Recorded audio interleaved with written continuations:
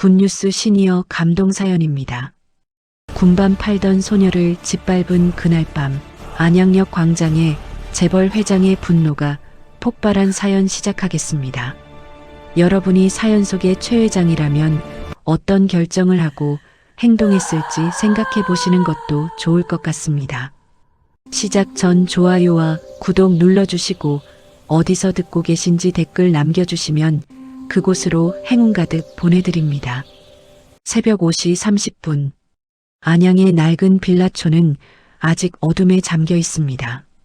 하지만 수연의 방등은 이미 켜져 있죠. 19 수연은 부어오른 손가락을 만지며 몸을 일으킵니다.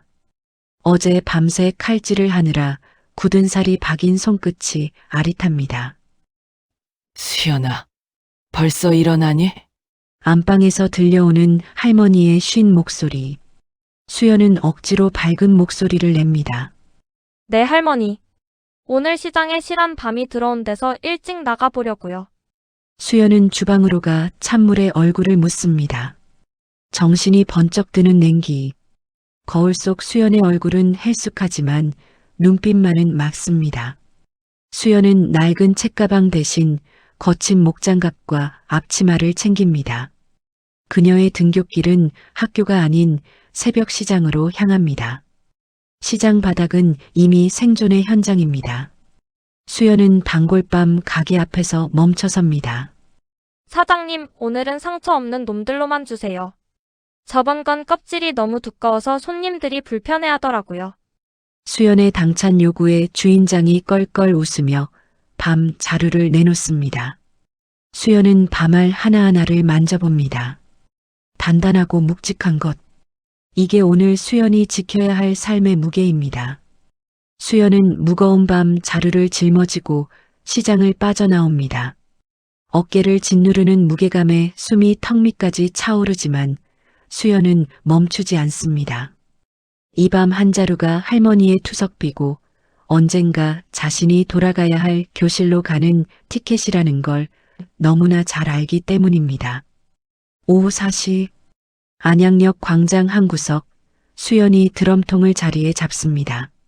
화려한 쇼핑몰의 크리스마스 트리는 벌써 불을 밝히고 기쁘다 구주 오셨네를 연주하지만 수연의 0.5평 공간은 오직 매캐한 연기와 싸늘한 겨울바람뿐입니다. 수연은 장작을 팹니다. 도끼질 한 번에 수능을 포기해야 했던 서러움을 싣고 도끼질 2번에 자신을 두고 떠난 엄마에 대한 원망을 씻습니다. 장작이 쪼개지며 나는 향기. 그것은 수연에게 위로입니다. 이제 드럼통 안에 불을 지핍니다. 신문지를 구겨넣고 라이터를 켭니다.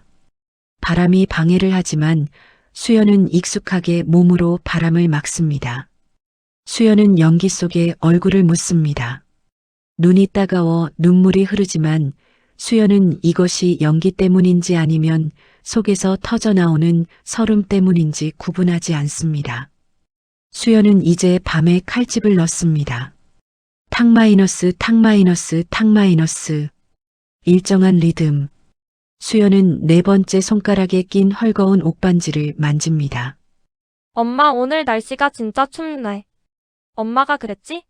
밤은 뜨거운 불을 견뎌야 노랗게 익는다고. 나도 지금 그렇게 익어가는 중인 거 맞지? 수연의 손등에는 숯검댕이 묻고 찬바람에 살갗은 터져 피가 비치지만 수연은 멈추지 않습니다. 군밤 사세요. 따끈한 군밤 있습니다. 그녀의 목소리는 광장의 소음 속으로 힘없이 흩어지지만 수연은 더 크게 외칩니다. 존재를 증명하려는 처절한 외침입니다. 최도식 회장의 검은색 리무진 안. 실내는 정적이 감돕니다. 최 회장은 창밖을 보며 미동도 하지 않습니다. 그 옆에는 가느다란 팔에 링거 바늘 자국이 가득한 8살 강준이가 누워 있습니다. 도련님, 제발. 이 미음이라도 한 모금만 하세요. 제가 이렇게 빌게요. 가정부의 목소리는 울먹임에 가깝습니다. 하지만 강준의 눈은 초점을 잃은 채 천장만 응시합니다. 아이의 마음은 이미 문을 닫았습니다. 엄마가 사고로 세상을 떠난 그날 이후 강준에게 음식은 슬픔의 다른 이름이었습니다. 강준아, 할아버지가 미안하다. 너를 위해 세상을 다 줄 수 있는데 왜 그 작은 입 하나를 열어주지 않는 거니? 최 회장의 손에 쥔 지팡이가 가늘게 떨립니다. 그때 차가 신호에 걸려 안양역 광장 앞에 멈춥니다. 매정한 겨울바람이 차창 틈새를 비집고 들어옵니다. 그 바람에 실려온 것은 세상에서 가장 낮은 곳에서 피어오른 군밤 냄새였습니다. 구수하면서도 코를 찌르는 장작 연기. 그것은 강준의 기억 속 깊은 곳에 잠들어 있던 단 하나의 기억을 깨웠습니다. 비 내리는 날 엄마가 품 안에 숨겨오던 노란 종이봉투. 엄마의 가슴 온기가 배어있던 그 밤 냄새. 강준의 눈동자가 흔들립니다. 아이는 홀린 듯 창문에 손을 올립니다. 저 멀리 자욱한 연기 속에서 얼굴에 검댕을 묻힌 소녀가 웃고 있습니다. 강준에게 그 소녀는 환영처럼 엄마로 보였습니다. 엄마! 저기 엄마가 있어. 차 세워요. 빨리. 강준은 수행원들의 손을 뿌리치고 달립니다. 영하의 추위도 얇은 환자복도 잊은 채 아이는 오직 그 연기와 소녀를 향해 질주합니다. 최 회장은 경악하며 차에서 내립니다. 강준아, 안 돼. 안양역 광장의 무심한 인파를 뚫고 환자복 위에 코트만 걸친 아이가 달려옵니다. 수연은 밤을 졌던 손을 멈추고 멍하니 아이를 바라봅니다. 아이의 눈에는 눈물이 가득 고여 있었고 그 눈망울 속엔 세상 전체를 잃어버린 듯한 절박함이 서려 있었습니다. 엄마. 엄마 맞지? 왜 여기 있어? 내가 얼마나 찾았는데. 왜 이렇게 얼굴에 검댕을 묻히고 있어? 엄마, 집에 가자. 제발. 수연은 당황하여 두 팔을 허공에 둔 채 굳어버립니다. 19, 누군가의 엄마가 되기엔 너무나 어린 나이. 하지만 아이의 작은 몸에서 전해지는 떨림이 수연의 가슴바닥을 건드립니다. 아이의 코트에서는 병원 소독약 냄새와 고급스러운 향수 냄새가 났지만 그 몸은 길거리의 고양이처럼 떨고 있었습니다. 수연은 조심스럽게 목장갑을 벗습니다. 찬바람에 터진 수연의 손등이 드러납니다. 그녀는 그 거칠고 투박한 손으로 아이의 젖은 뺨을 감싸쥐었습니다. 그래. 많이 기다렸구나. 미안해. 엄마가 장사가 조금 안 돼서 늦었네. 우리 아기 배고팠지? 수연은 직감했습니다. 이 아이의 영혼이 굶주려 있다는 것을요. 수연은 드럼통 위에서 가장 노랗게 잘 익은 알밤 하나를 집어들었습니다. 뜨거운 껍질을 맨손으로 빠르게 까내자 김이 모락모락 나는 속살이 드러납니다. 자, 이거 먹어봐. 엄마가 너 주려고 제일 달콤한 놈으로 골라놨어. 딱 한 입만. 아이는 홀린 듯 입을 벌렸습니다. 2주 동안 물조차 거부하던 아이의 입술 사이로 따끈한 밤알이 들어갑니다. 강준의 눈에서 굵은 눈물방울이 밤알 위로 떨어집니다. 그것은 음식이 아니라 잃어버렸던 엄마의 온기였습니다. 뒤늦게 달려온 최 회장과 수행원들은 그 자리에 박박 박힌 듯 멈춰 섰습니다. 대한민국 최고의 의료진도 하지 못한 일을 이름 모를 소녀의 군밤 한 알이 해낸 순간이었습니다. 세강그룹 최도식 회장의 저택. 화려한 샹들리에 아래서도 최 회장의 집무실만은 무덤처럼 적막합니다. 최 회장은 안양역에서 돌아온 뒤로 줄곧 어둠 속에 앉아 있었습니다. 그의 눈앞에는 자꾸만 그 소녀의 손이 어른거립니다. 소녀의 얼굴, 그 맑고도 강단 있는 눈매. 어디서 본 듯한 긴장감이 최 회장의 심장을 조여옵니다. 하지만 그를 진정으로 충격에 빠뜨린 것은 소녀의 손가락에 끼워져 있던 반지였습니다. 낡아서 광택을 잃었지만 분명히 기억 속에 박혀 있는 푸른 빛의 옥반지. 그럴 리가 없다. 연수 내가 그 반지를 아직도 가지고 있을 리가 없어. 내가 직접 팔아 치우라고 던져주었던 그 저주받은 유품을. 20년 전의 기억이 서재의 어둠을 뚫고 살아납니다.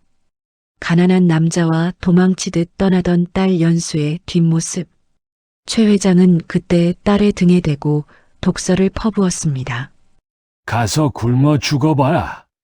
그때가 돼서야 내 아비가 누군지 알게 될 거다. 최 회장은 비서실장에게 전화를 겁니다. 안양역, 그 소녀. 낱낱이 조사해. 부모가 누군지, 어디서 왔는지, 지금 누구와 사는지. 단 한 점의 의혹도 남기지 말고 당장 보고해. 그는 서랍 깊숙한 곳에서 빛바랜 사진 한 장을 꺼냅니다. 사진 속 환하게 웃고 있는 딸 연수. 그 딸의 손가락에도 똑같은 반지가 끼워져 있었습니다. 최 회장의 손이 사시나무 떨듯 흔들립니다. 만약, 정말 만약에 그 소녀가 새벽 2시 비서실장이 두꺼운 서류 봉투를 들고 회장실로 들어옵니다. 그의 표정은 굳어 있고 이마에는 식은 땀이 맺혀 있습니다. 최 회장은 서류를 낚아채듯 받아듭니다. 회장님, 조사 결과입니다. 소녀의 이름은 오수연 만 18세입니다. 9년 전 어머니를 여의고 현재는 중풍으로 누워 계신 옆집 할머니와 단둘이 살고 있습니다. 그리고 그 어머니의 성함은. 비서실장이 말을 멈춥니다. 최 회장의 눈이 서류 하단의 한 줄에 멈춥니다. 모 이연수 2016년 12월 24일 사망. 사망 원인 만성 신부전증 및 영양실조. 최 회장의 시야가 흐려집니다. 대한민국 재계 12의 수장 세강그룹 최도식의 딸이 영양실조로 죽었다는 문장 앞에서 그는 숨을 쉴 수가 없었습니다. 서류 뒤편에 첨부된 빛바랜 사진 한 장. 안양역 근처 단칸방 쪽방촌에서 발견된 연수의 마지막 모습이었습니다. 그 좁고 차가운 방에서 연수는 죽어가는 순간에도 어린 수연의 손을 잡고 밤을 굽는 법을 가르쳤을 것입니다. 아버지가 던져준 옥반지를 팔아 목숨을 연명하는 대신 자신의 핏줄임을 증명할 마지막 자존심으로 간직했던 것입니다. 연수야, 이 바보 같은 것아. 그까짓 자존심이 뭐라오. 아비한테 전화 한 통만 하지. 왜 그 어린 자식에게 드럼통을 남기고 떠난 거냐. 최 회장은 가슴을 쥐어짜며 책상 위로 고꾸라집니다. 20년 전 자신이 내뱉었던 독설들이 부메랑이 되어 자신의 가슴을 후벼 파고 있었습니다. 창밖에는 어느덧 눈발이 날리기 시작합니다. 딸이 죽던 그날처럼 차가운 눈이. 최 회장은 결심했습니다. 이제 더 이상 숨지 않겠다고. 자신의 오만이 죽인 딸 대신 그 딸이 남긴 유일한 분신인 수연을 반드시 찾아오겠다고 말입니다. 하지만 그 시간 안양역 광장의 수연은 자신을 향해 다가오는 또 다른 어둠의 그림자를 전혀 눈치채지 못하고 있었습니다. 안양역 광장의 시계탑이 오후 8시를 가리킵니다. 퇴근 인파가 한 차례 휩쓸고 지나간 자리에 차가운 바닷바람 같은 한기가 내려앉습니다. 수연은 평소보다 유난히 시린 손을 입김으로 녹이며 남은 밤을 정리합니다. 수연은 본능적으로 고개를 들었습니다. 저 멀리서 검은색 패딩을 맞춰 입은 사내 대여섯 명이 횡단보도를 건너오고 있었습니다. 그들은 행인들을 거칠게 밀치며 수연의 노점을 향해 직진합니다. 수연의 심장이 박동을 높입니다. 이들은 단순한 노점 단속반이 아니었습니다. 세강그룹 내에서 최 회장의 자리를 노리던 최 부회장 측이 보낸 하수들이었죠. 최 회장이 노점상 소녀에게 마음을 쓰고 있다는 정보를 입수하고 골칫거리를 미리 제거하려는 비열한 계획이었습니다. 야, 여기가 장사 명당이라더니 진짜네? 근데 꼬맹아, 너 오늘 운수가 안 좋다. 여기 장사 오늘부로 폐업이거든. 수연은 뒷걸음질 치며 드럼통을 붙잡았습니다. 아직 장사 안 끝났어요. 허가받은 자리예요. 왜 이러시는 거예요? 수연의 목소리가 가늘게 떨립니다. 사내들은 비웃으며 수연의 노점을 겹겹이 에워쌌습니다. 광장의 사람들은 혹시라도 불똥이 튈까 눈길을 피하며 발걸음을 재촉합니다. 거대한 도시의 외면 속에서 19소녀는 다시 한번 철저하게 혼자가 되었습니다. 이게 어디서 말대꾸야. 치우라면 치우는 거지. 사내의 무거운 군화발이 수연의 드럼통을 걷어찼습니다. 균형을 잃은 드럼통이 옆으로 고꾸라지며 그 안에서 시뻘겋게 달아오른 숯불들이 폭포수처럼 쏟아져 내렸습니다. 안 돼. 할머니 약값인데. 내일 학교 가야 하는데. 제발 그만하세요. 수연은 바닥에 주저앉아 숯불 사이로 굴러다니는 밤알들을 줍기 시작했습니다. 연기가 수연의 얼굴을 덮치고 뜨거운 재가 옷에 달라붙었지만 수연은 아랑곳하지 않았습니다. 그녀에게 이 밤알들은 단순한 열매가 아니었습니다. 엄마의 유언이자 할머니의 목숨이었으니까요. 수연의 맨손이 숯불에 닿아 치잉 마이너스 소리를 내며 익어갑니다. 빨갛게 물든 손가락으로 흙먼지 묻은 밤알을 소중히 닦아내는 소녀의 모습은 차마 눈뜨고 볼 수 없는 참상이었습니다. 사내들은 그런 수연을 보며 낄낄거렸고 한 사내가 수연의 머리채를 잡으려 손을 뻗었습니다. 이 기집애가 정신을 못 차리네. 야, 이거 다 쓰레기야. 갖다 버려. 그가 수연이 애써 모은 노란 종이봉투를 발로 짓밟아 버렸습니다. 수연의 눈에서 굵은 눈물이 툭 떨어져 뜨거운 아스팔트 위에서 증발했습니다. 희망이 무너지는 소리가 수연의 가슴 속에서 천둥처럼 울렸습니다. 절망이 수연을 집어삼키려던 그 순간 광장 전체를 집어삼킬 듯한 서치라이트 불빛이 켜졌습니다. 암흑 같던 광장이 대낮처럼 밝아졌습니다. 거대한 리무진에서 내린 것은 분노로 인해 전신을 떨고 있는 최도식 회장이었습니다. 내 놈들이 감히 누구의 천륜을 끊으려 드느냐? 그 더러운 손 당장 치우지 못할까? 지팡이도 내던진 채 달려온 최 회장이 수연의 앞을 가로막았습니다. 노인의 눈에는 평생을 살아오며 단 한 번도 보여준 적 없는 서슬퍼런 살기가 서려 있었습니다. 최 회장의 수행원 수십 명이 순식간에 용역 사내들을 포위하고 바닥에 처박았습니다. 최 회장은 바닥에 주저앉은 수연을 보았습니다. 화상 입은 손, 검댕 묻은 얼굴, 그리고 눈물로 범벅이 된 손녀의 눈망울. 최 회장은 심장을 칼로 베이는 듯한 통증에 비틀거렸습니다. 그는 무너져 내리듯 수연 앞에 무릎을 꿇었습니다. 미안하다 할아버지가 늦었어. 이 못난 할아비를 죽여라. 너를 이 시린 바닥에 내버려둔 나를. 너를 지키지 못한 나를 용서하지 마라. 수연은 멍하니 자신을 안아주는 노인을 바라봤습니다. 이 따뜻한 품, 이 익숙한 향기. 수연은 자신도 모르게 노인의 품으로 파고들며 엄마를 불렀습니다. 엄마 나 너무 무서웠어. 최 회장은 수연을 품에 안은 채 고개를 들어 어둠 속을 노려봤습니다. 그의 눈빛은 이제 슬픔을 넘어 세상을 심판할 준비가 된 집행자의 것이었습니다. 비서실장 들으라. 오늘 이 아이의 손등에 상처를 낸 놈들, 그리고 그 배후에 숨어있는 쥐새끼들까지 대한민국 땅 어디에도 발붙이지 못하게 만들어라. 세강의 모든 힘을 다해 단죄할 것이다. 안양역 광장의 차가운 눈발이 최 회장의 외침과 섞여 흩날립니다. 짓밟힌 드럼통은 꺼졌지만 이제 대한민국을 뒤흔들 거대한 복수와 치유의 불꽃이 타오르기 시작했습니다. 서울 도심 한복판 세강그룹 본사 32층 대회의실. 육중한 마호가니 테이블 주위로 대한민국 경제를 움직이는 이사들이 집결해 있습니다. 하지만 오늘의 공기는 평소와 다릅니다. 상석인 회장석은 비어 있고 그 옆자리에서 최 부회장이 비열한 미소를 지으며 의사봉을 만지고 있습니다. 이사 여러분, 시간 됐습니다.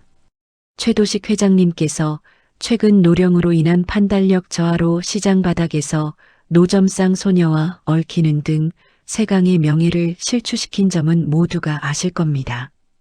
이제 결단을 내려야 합니다. 이사들은 서로 눈치만 봅니다. 최 부회장의 수하들이 이미 회의실 곳곳을 장악하고 있었죠. 최 부회장은 의사봉을 높이 치켜듭니다.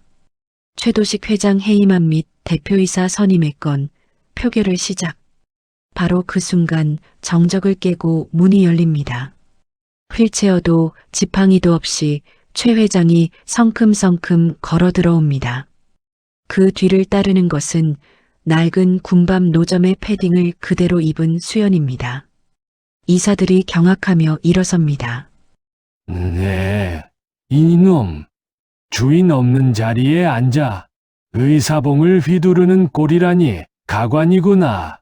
최 부회장. 내 눈에는 내가 이미 죽은 사람으로 보였느냐? 최 회장은 수연의 손을 잡아 이사회장 한복판으로 이끕니다. 수연은 화려한 양복을 입은 사람들 사이에서 위축될 법도 하지만 수연의 눈빛은 안양역 광장에서 장작을 팰 때보다 더 단단합니다. 최 회장은 수연의 오른손을 높이 들어 올립니다. 그 손가락엔 낡고 투박한 옥반지가 끼워져 있습니다. 수천만 원짜리 명품 시계와 다이아몬드 사이에서 그 초라한 반지가 오히려 가장 강렬한 빛을 내뿜습니다. 이 아이가 누구인지 아느냐? 20년 전 내가 내쫓았던 내 딸 연수의 유일한 핏줄이다. 내 딸이 죽어가면서도 아비의 성싱을 지키려 남긴 내 손녀란 말이다.